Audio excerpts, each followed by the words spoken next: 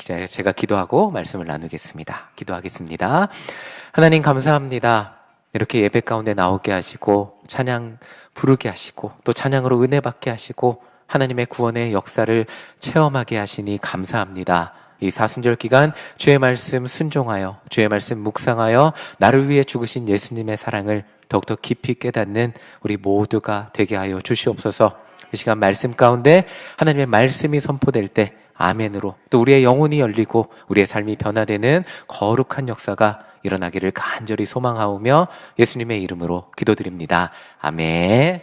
자, 우리 옆에 분들에게 주님의 이름으로 사랑합니다. 우리 함께 고백하겠습니다.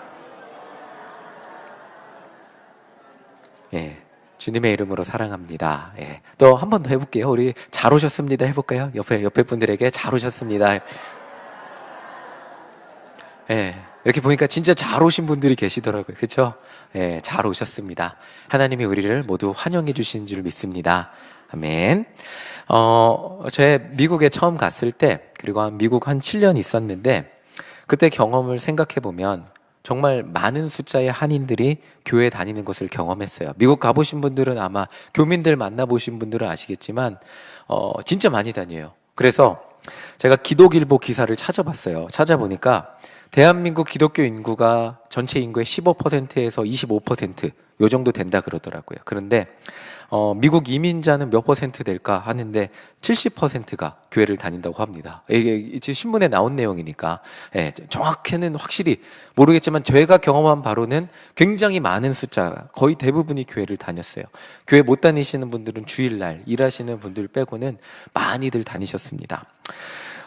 참 그 이유를 여러 가지를 이야기를 해놨는데 그 신문을 보면 일단 첫 번째 이유는 처음에 이민 오면 누군가의 도움을 받아야 되는데 교회에 나오면 여러 사람을 만날 수 있고 또 정착에 필요한 도움을 받을 수 있게 되기 때문에 교회에 다니지 않던 사람도 교회에 나온다고 합니다.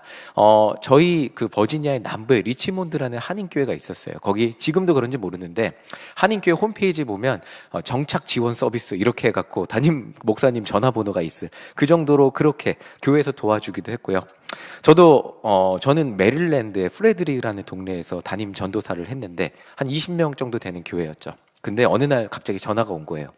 근데 이 미국 앞에가 이 지역번호잖아요. 모르는 지역번호 전화 와서 안 받을까 하다 받았는데 라스베가스에서 전화가 온 거예요. 그러니까 라스베가스, 일부 예배 때 그냥 라스베가스라 그랬는데 라스베가스는 저희 동부에서 저희 집에서 비행기 타고 한 5시간 정도 걸리는 데인데 거기서 전화가 왔어요. 전화 와서 우리 딸이 그 프레드릭에 있는 국립암센터에 인턴으로 취직하게 됐는데 지금 아파트도 구해줄 사람이 필요하고 뭐 생활 전반 뭐 도와줄 사람이 필요하다. 그러니까 전도사님이세요? 목사님이세요? 우리 딸 좀 잘 부탁드려요. 이렇게 전화가 와갖고 제가 공항으로 마중 나가서 데리고 오고 아파트 몇 군데 알아본데 같이 가서 그 커뮤니티 센터라 그러거든요.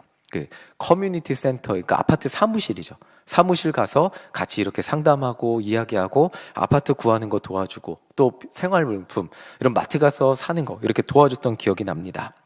자, 이렇게 좀 교회에 오면 뭔가 진짜 실질적인 적응에 도움을 받을 수 있기 때문에 교회에 다니게 된다. 이게 첫 번째 이유였고요. 그리고 두 번째는 한인들이 교회에 나오는 이유는 한인 커뮤니티가 잘 형성되어 있기 때문이다라고 합니다. 한국에서는 교회 나가지 않아도 그냥 동네 사람들하고 친하게 지낼 수 있는데 제가 내성적이었던 것 같아요. 근데 저는 백인들하고 진짜 친해지기가 힘들었어요. 그러니까 좀 이렇게 겉으로는 되게 착하고 친밀하고 이런데 결국에는 친구처럼 매일 만나서 속에 있는 이야기를 하고 하기는 너무너무 어려웠어요. 그런데 한국 교회 가잖아요. 그런데 이렇게 외로움을 달랠 수 있고 뭔가 삶에 진짜 친구처럼 대할 수 있는 사람들이 많이 있었어요. 그래서 정말 한인들이 와서 그렇게 어울리게 되는 경우들이 많았다고 합니다. 그리고 자녀가 있는 경우 저희 딸은 미국에서 태어났는데 만약에 한국에 안 오고 미국에서 자랐다면 한국말을, 그런 경우는 대부분 한국말을 잘 못해요.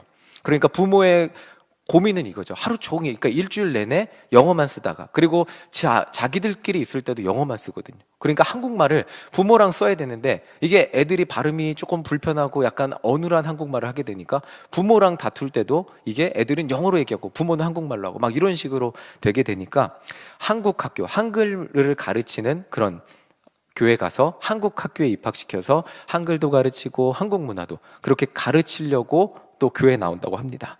또 어떤 분들은 한인들에게 비즈니스 하기 위해서, 이렇게 뭔가 비즈니스를 하는데, 백인들, 미국 사람들에게만 하는데 한계가 있으니까 한인들 비즈니스 하기 위해서 나오게 되기도 한다고 합니다. 그러니까 이 교회에 나오는, 이 이민 한인들이 교회에 나오는 이유들이 정말 여러 가지가 있는데, 이 기독일보의 분석을 따르면 한인들이 이렇게까지 70%까지 엄청난 숫자죠. 이렇게 교회를 다니는 이유는 저 신앙만이 아니라 신앙 외적인 이유들이 많이 있다라는 분석을 가지고 이야기를 분석한 기사가 있었습니다. 자, 어떻게 보면 이게 비판적인 말이 섞일 수 있어서 저도 굉장히 조심스럽게 말을 하는데, 대부분은 아니에요. 대부분 많은 미민 교회 성도님들이 되게 신실한 믿음을 가지고 신앙생활을 하는데, 어떤 분들은 소수의 어떤 분들은 신앙이 없어도, 하나님을 향한 믿음이 없어도 매주